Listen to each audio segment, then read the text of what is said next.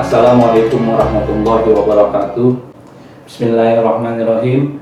Alhamdulillahirrabbilalamin. Wassalatu wassalamu ala asrofil anbiya'i wal mursalin wa ala alihi wa sahbihi ajma'in. Amma ba'du.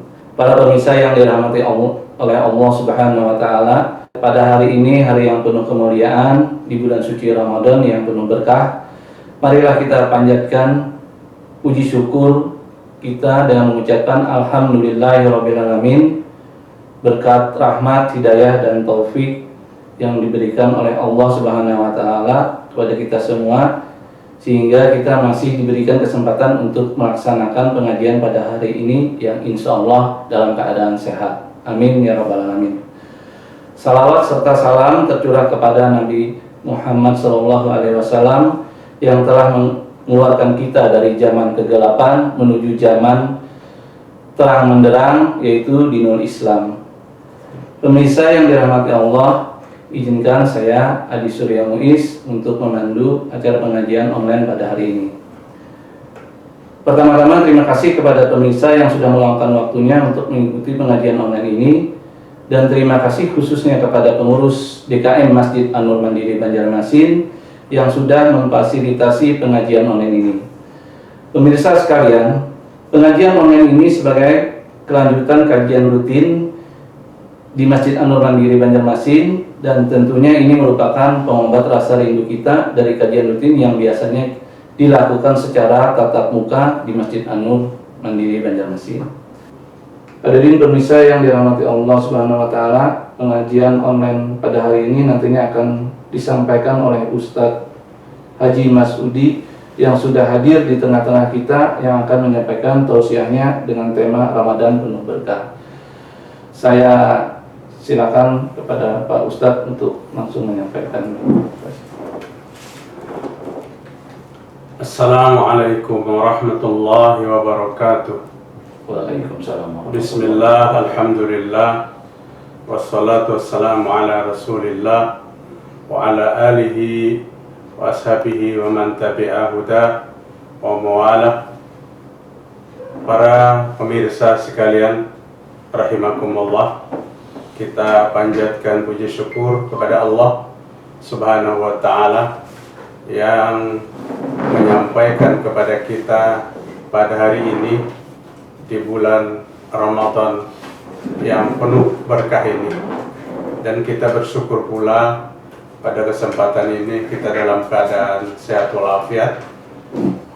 Kemudian terima kasih saya sampaikan atas waktu yang diberikan untuk menyampaikan kajian online pada hari ini dengan judul Ramadan bulan yang penuh berkah.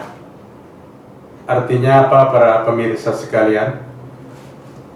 Tidak salah manakala kita berlomba-lomba di bulan Ramadan ini untuk mencari keberkahan dari Allah Subhanahu wa taala. Junjungan kita Nabi besar Muhammad sallallahu alaihi wasallam mengatakan, "Syahrul Ramadan syahrun mubarak." Bulan Ramadan bulan yang penuh barakah. Pintalah berkah itu kepada Allah di bulan yang mulia ini. Ada hubungannya yang tidak bisa kita pisahkan.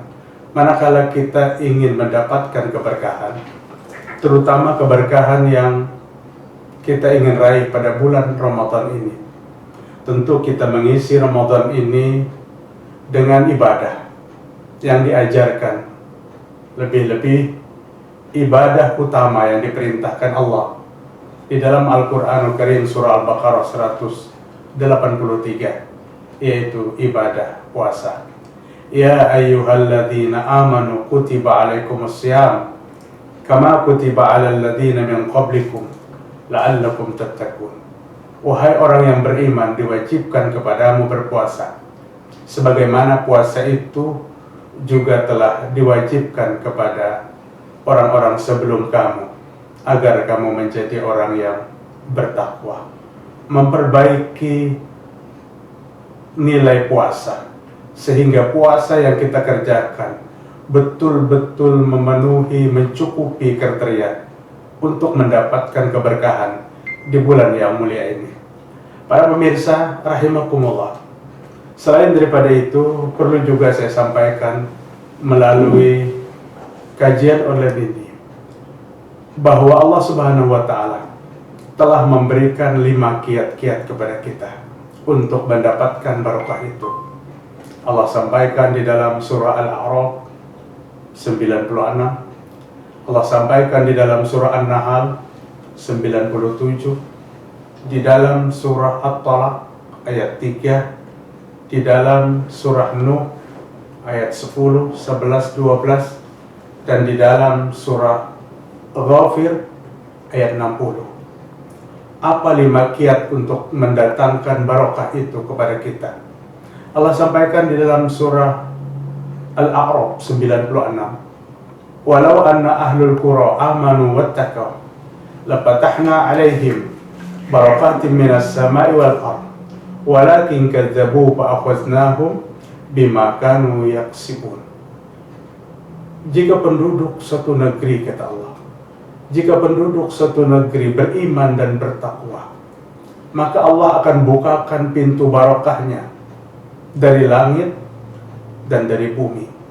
Tapi jika dia berpaling, jika dia mendustakan, maka Allah ambil karena perbuatan mereka sendiri. Para pemirsa sekalian rahimakumullah, artinya barokah itu akan datang kepada kita. Bukan kita yang mencari barokah itu. Barokah akan datang kepada kita jika kita isi kehidupan kita dengan iman dan takwa. Bukankah iman dan takwa ini adalah awal dan tujuan daripada ibadah puasa kita? Allah memanggil kita untuk berpuasa di 183 surah Al-Baqarah dengan kalimat ya ayyuhalladzina amanu, wahai orang yang beriman. Dan Allah katakan puncak dari puasa kita, la'allakum tattaqun, semoga menjadi orang yang bertakwa. Artinya mengerjakan puasa dengan benar, kita akan raih 2 macam, iman dan takwa kepada Allah. Dan dengan iman dan takwa ini Allah buka pintu barokahnya dari langit, dan Allah buka pintu barokahnya dari bumi.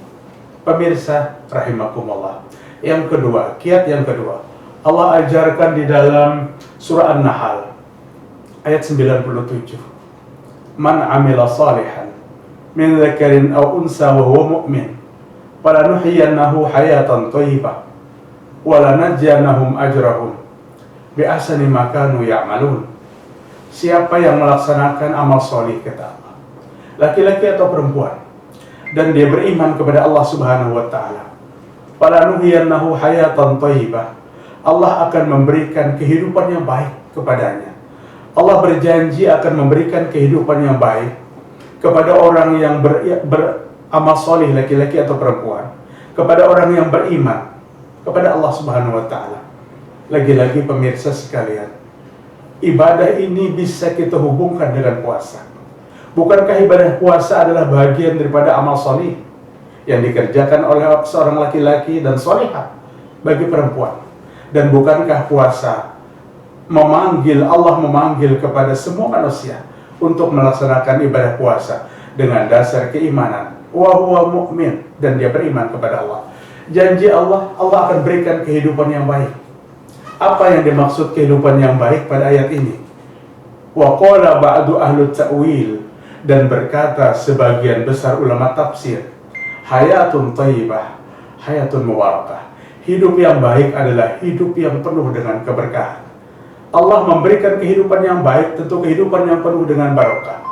Dari mana keberkahan itu akan Allah berikan kepada kehidupan manusia? Manakala dalam rumah tangga, dalam keluarganya dia mampu ciptakan soleh dan solihah. Seorang suami yang soleh, seorang istri yang solihah, seorang anak yang soleh dan solihah, dan dia memperkuat keimanan kepada Allah Subhanahu wa Ta'ala, Allah akan berikan kehidupan yang baik, kehidupan yang penuh dengan keberkahan. Tidak cukup sampai di situ para pemirsa sekalian. Kemudian Allah akan berikan hayatan thayyibah, kehidupan yang baik, dan anak yang banyak, kehidupan yang baik, dan Allah akan membalas dengan segala apa yang dia laksanakan. Pemirsa rahimakumullah, kiat yang ketiga untuk mendapatkan keberkahan itu Allah sampaikan dalam surah At-Talaq ayat 3 ayat 4 yang bunyinya, wa may yatawakkal 'alallahi fahuwa hasbuh. Siapa yang bertawakal kepada Allah, maka Allah akan mencukupkan kehidupannya. Kehidupan yang Allah cukupkan adalah kehidupan yang penuh keberkahan. Dan kehidupan yang penuh keberkahan itu didapat dari bertawakal kepada Allah dengan benar. Apalagi pemirsa sekalian, ayat ini diawali dengan kalimat wa may yattaqillaha yaj'al lahu makhraja wa yarzuqhu min haitsu la yahtasib wa may yatawakkal 'alallahi fahuwa hasbuh. Siapa yang bertakwa kepada Allah, maka Allah akan mencarikan jalan keluar daripada segala kesempitan kehidupan. Allah akan memberikan rezeki yang tidak disangka-sangka. Dan orang yang bertawakal kepada Allah, Allah akan memberikan kehidupan yang terbaik. Para pemirsa sekalian, tawakal wajib dimiliki oleh semua manusia. Karena dengan tawakal ini sekaligus telah meluluh lantakkan perasaan kesombongan yang kadang-kadang dengan suksesnya kita dalam bekerja dan berusaha, kita mengklaim itu adalah hasil dari usahaku sendiri 100%. Padahal ini tidak bisa dilepaskan daripada campur tangan Allah Ta'ala. Artinya, apa yang kita kerjakan hari ini, kemudian kita serahkan sepenuhnya kepada Allah. Penyerahan ini adalah tawakal. Tawakal yang dilandasi dengan usaha dan ikhtiar. Tawakal yang dilandasi dengan perbuatan-perbuatan ketaatan kepada Allah Subhanahu wa Ta'ala. Pemirsa sekalian rahimakumullah, Imam Syafi'i rahimahullah pernah berdiskusi dengan Imam Malik, gurunya sendiri. Diskusi ringan di antara murid dan guru. Mereka berdiskusi tentang tawakal. Kata Imam Malik, tawakal itu adalah menyerahkan diri sepenuhnya kepada Allah Ta'ala. Kata Imam Syafi'i, tawakal itu adalah berusaha dan berbuat kemudian menyerahkan kepada Allah Ta'ala. Perselisihan yang ringan di antara murid dan guru belum selesai pada saat itu. Pada suatu hari Imam Syafi'i menemukan seorang tua yang di pundaknya ada satu beban yang berat. Dia membawa beban yang berat di pundaknya. Imam Syafi'i menawarkan jasa kepada orang tua tersebut. Bolehkah beban yang ada di pundak Anda, wahai seorang tua, aku bawakan, dan Anda cukup menunjukkan di mana tempat tinggal Anda. Orang tua tadi gembira dengan akhlak baik Imam Syafi'i ini, dan diantarkan sampai ke rumahnya. Bawaan yang berat di pundak Imam Syafi'i ditaruh di rumahnya. Kemudian Imam Syafi'i permisi untuk kembali. Orang tua tadi berkata, wahai anak muda, tidak ada yang bisa kuberikan balasan dari jasa baikmu. Namun aku punya segenggam kurma, dan kurma ini kuberikan kepadamu. Imam Syafi'i mengambil kurma itu, dan Imam Syafi'i berpikir, inilah kurma yang didapat dari tawakal. Bekerja, berusaha, kemudian kurma itu dapat. Imam Syafi'i berpikir, kurma ini tidak akan dia makan sebelum dia ceritakan kepada gurunya Imam Malik. Bertemulah lagi dua ulama, murid dan guru ini. Dan Imam Syafi'i berkata, wahai guruku Imam Malik, ternyata versi tawakal yang benar adalah versi saya. Saya membantu seorang tua membawa beban yang berat dan saya dikasih kurma.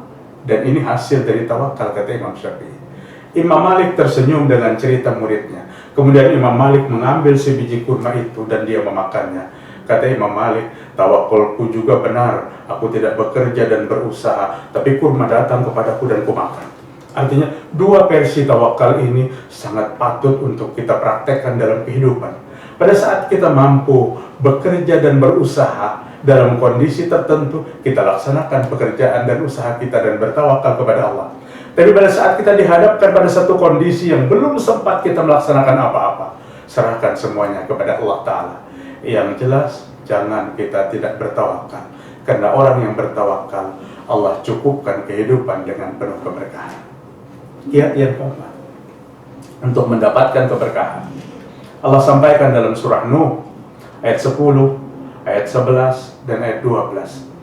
Faqultu astaghfiru rabbakum innahu kana ghaffara yursilis samaa'a 'alaikum midrara wa yumdidukum bi amwali wa banina wa yaj'al lakum jannati wa yaj'al lakum anhara. Allah berfirman sebagaimana dikatakan oleh Nabi Nuh alaihissalam dan Allah abadikan dalam Al-Qur'an. Apa kata Nuh? Istaghfiru rabbakum, minta ampunlah kalian kepada Allah. Beristighfarlah kalian kepada Allah. Apabila kalian beristighfar kepada Allah, wahai kaumku, maka Allah akan menurunkan hujan yang lebat. Dan Allah akan memberikan kehidupan yang baik, memberikan harta yang banyak, memberikan kehidupan yang baik, memberikan harta yang banyak, dan Allah akan memberikan anak keturunan yang banyak. Allah akan memberikan indahnya taman-taman surga yang nanti akan kalian dapatkan dari istighfar yang kalian ucapkan. Artinya apa para pemirsa sekalian? Untuk mendapatkan keberkahan dalam kehidupan, memperbanyak mengucapkan astagfirullah, astagfirullah, astagfirullahalazim, dan berbagai macam istighfar yang disunahkan. Ini mengundang datangnya hujan yang lebat jika terjadi satu kemarau panjang. Istighfar yang banyak mengundang datangnya Allah akan memberikan harta yang banyak kepada kita yang halal penuh berkah. Istighfar yang banyak Allah akan memberikan keturunan yang banyak kepada kita. Dan puncaknya Allah memberikan indahnya taman-taman surga. Artinya kiat yang keempat untuk mendapatkan keberkahan ini adalah dengan memperbanyak mengucapkan astagfirullah, astagfirullah, astagfirullah. Dan yang terakhir, mengundang datangnya keberkahan. Allah sampaikan di dalam surah Ghafir ayat 60. Ud'uni astajib lakum. Berdoalah kepadaku, kata Allah, maka aku akan kabulkan. Pintalah kepada Allah keberkahan. Allah pemilik berkah satu-satunya. Tidak ada yang memiliki keberkahan tanpa diberi oleh Allah keberkahan. Untuk mendapatkan keberkahan itu, maka kita meminta barokah itu kepada Allah. Bukankah pada saat akad nikah kita mendengar ijab qabul dengan lancar? Apa pemirsa yang kita ucapkan setelah itu? Barakallahu laka wa baraka alaika wa jama'a bainakuma bi khair. Semoga Allah memberkahi kalian berdua dan Allah memberikan kehidupan yang terbaik kepada kalian berdua. Di awal kehidupan seorang suami istri untuk membina sebuah rumah tangga, dibekali dengan sebuah doa yang Nabi ajarkan kepada kita untuk mendoakan agar mendapatkan keberkahan. Kenapa? Karena barokah adalah sesuatu yang membuat jiwa kita tenang. Kehidupan tanpa barokah akan gelisah. Kehidupan tanpa barokah akan terjadi kehidupan yang tidak nyaman dirasakan. Menenangkan jiwa adalah karena hidup penuh berkah. Kenapa kita taat kepada Allah? Karena kita hidup penuh barokah. Pemirsa sekalian rahimakumullah, 5 kiat untuk mendapatkan keberkahan. Lebih-lebih Allah menyiapkan berkah pada bulan Ramadan yang mubarak ini. Terima kasih Ustadz atas penyampaian kajiannya pada hari ini. Izin untuk menyampaikan pertanyaan Pak Ustadz. Tadi Pak Ustadz sudah menyampaikan 5 kiat untuk mendapatkan keberkahan di bulan suci Ramadan ini. Pertama adalah bertakwa, kedua beramal saleh, ketiga bertawakal kepada Allah, keempat beristighfar, dan kelima berdoa.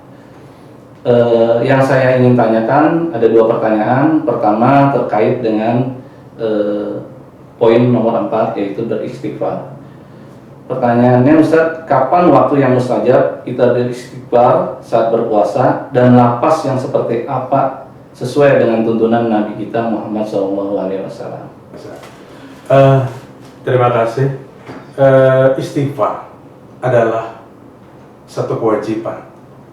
Ulama bersepakat bahwa istighfar itu adalah wajib bagi semua umat Islam. Kenapa istighfar itu wajib? Karena tidak ada di antara kita yang tidak pernah berdosa. Dan orang yang baik bukan orang yang tidak pernah bersalah, tapi orang yang mampu memperbaiki kesalahan. Mampu memperbaiki kesalahan itu dengan istighfar, dengan meminta ampun kepada Allah.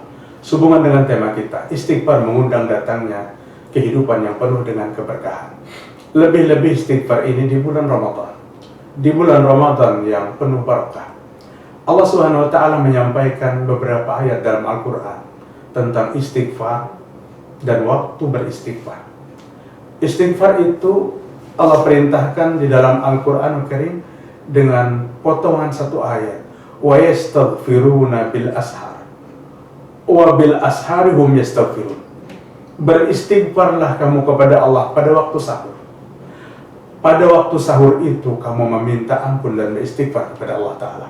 Artinya, dari sekian banyak waktu yang Allah berikan di bulan Ramadan dalam 24 jam, waktu yang paling tepat kita memperbanyak istighfar adalah pada waktu sahur. Baik menjelang kita bersahur, atau setelah kita bersahur menunggu datangnya waktu subuh, maka panjatkan permohonan ampun kepada Allah Ta'ala.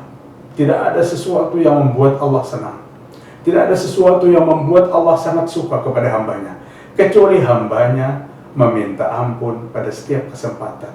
Dan Allah memberikan penghargaan kepada semua manusia yang selalu beristighfar. Kata Allah, jika kalian datang kepada aku berjalan kaki, maka aku akan temui kalian berlari. Jika kalian mendekat kepada aku 1 kilat, maka aku akan mendekat kepada kalian sehasta. Jika kalian sehasta mendekat kepada aku akan mendekat kepada kalian 1 depa. Allah lebih senang, sangat senang kepada orang yang beristighfar. Dan waktu beristighfar adalah di waktu sahur. Kalimat istighfar yang bagaimana yang kita ucapkan? Minimal istighfar yang paling pendek, astagfirullah, astagfirullah. Atau ada juga kalimat istighfar yang sahih, astagfirullahalazim. Ada juga kalimat istighfar, astagfirullah wa atubu ilaih. Astagfirullahalazim alladzi la ilaha illa huwal hayyul qayyum wa atubu ilaih. Jadi berbagai macam kalimat-kalimat yang Nabi ajarkan, kalimat istighfar. Yang paling mudah untuk kita baca, astagfirullahalazim, astagfirullahalazim. Rasul sallallahu alaihi wasallam tidak kurang 100 kali sehari mengucapkan itu. Terima kasih Pak Ustadz. Untuk pertanyaan yang kedua, ini terkait dengan yang kelima Ustadz, yaitu tadi berdoa diantara untuk mendapatkan barokah. Pertanyaannya, kapan doa yang mustajab saat kita menjalani puasa di bulan suci Ramadan ini? Iya, bagus sekali pertanyaannya. Berdoa untuk mendapatkan keberkahan. Berkah itu milik Allah, dan Allah akan berikan keberkahan itu kepada orang yang berdoa kepada Allah Ta'ala. Di antaranya banyak sekali kita mendengar orang berdoa, Allahumma barik lana fi Ramadan. Ya Allah, berikan berkah kepada kami di dalam bulan suci Ramadan. Berdoa kepada Allah di dalam bulan suci Ramadan adalah dianjurkan. Karena apa? Di dalam bulan Ramadan adalah bulan mustajabnya doa. Bulan Ramadan adalah bulan dikabulkan doa. Rasulullah SAW menyampaikan ada 3 macam doa yang tidak Allah tolak. Yang pertama, doa orang yang berpuasa sampai berbuka. Di antara 3 macam itu, doa orang yang berpuasa sampai berbuka. Artinya kalau Pak Adi bertanya, kapan waktunya? Doa itu kita panjatkan pada bulan Ramadan. Dari selesai makan sahur sampai menjelang berbuka. 12 sampai 13 jam kesempatan kita untuk meminta kepada Allah Ta'ala. Sekalipun dari beberapa pendapat para ulama, sangat bagus kita berdoa menjelang iftar, menjelang kita berbuka puasa. Yang kadang-kadang waktu itu tersia-siakan. Kita sibuk mengatur menu makanan yang kita makan berbuka, sehingga kita tidak sempat lagi mengangkat tangan kepada Allah dan berdoa pada waktu itu. Berdoa menjelang berbuka adalah waktu yang sangat diijabah. Kalau kita biasa memperhatikan dengan saudara-saudara kita yang ada di Saudi Arabia, di Makkah, di Madinah, saya sering berpuasa di sana, kita melihat ada beberapa di antara banyaknya manusia yang sibuk dengan mengangkat tangannya kepada Allah menjelang detik-detik waktu berbuka puasa. Karena ini adalah waktu yang singkat dan ini adalah waktu yang sangat utama. Pintalah kepada Allah menjelang berbuka. Namun waktu dari sahur sampai berbuka adalah waktu yang diperintahkan untuk berdoa kepada Allah Subhanahu wa Ta'ala. Demikian. Terima kasih Ustaz. Para pemirsa yang dirahmati Allah, demikianlah pengajian online kita pada hari ini. Semoga apa yang disampaikan oleh guru kita Ustaz Haji Masudi HS tadi dapat kita teladani dalam menjalankan ibadah puasa kita maupun dalam menjalani kehidupan kita sehari-hari. Marilah kita tutup pengajian ini dengan doa akhir majelis. Subhanallahumma wa bihamdika asyhadu an la ilaha illa anta astaghfiruka wa atubu ilaik. Demikian, wassalamualaikum warahmatullahi wabarakatuh.